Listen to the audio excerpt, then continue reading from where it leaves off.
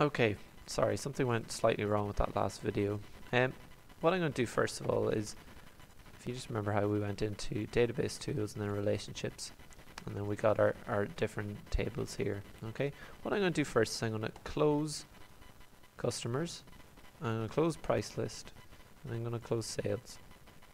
Okay, now you can see here that I'm just going to move these around. We're going to try and connect customer reference ID with customer reference ID here.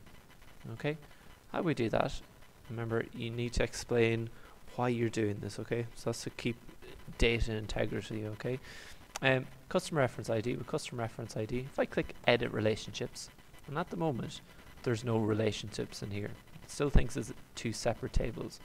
So what I'm going to do is I'm going to click create new, and you can see here there's our customer reference ID and our customer reference ID. So that's inside our table is customers.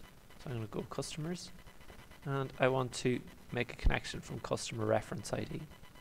Okay, what I'm going to do then is select sales and customer reference ID. So I want to connect the two of them, but they're from different tables. If I click OK, and I'm going to click enforce referential integrity, that means that the reference between them are going to be maintained.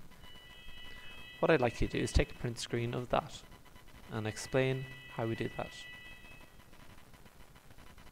Okay, so hopefully you've taken a print screen of you creating this relationship. If you click create, you can see a line has appeared between the two of those.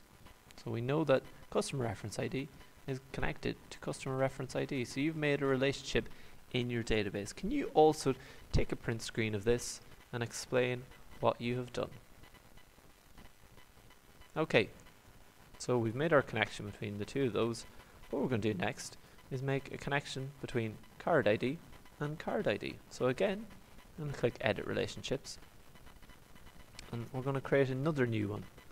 So we're going to create another new one, and this time we're going to do from sales and card ID, and we're going to take price list and card ID.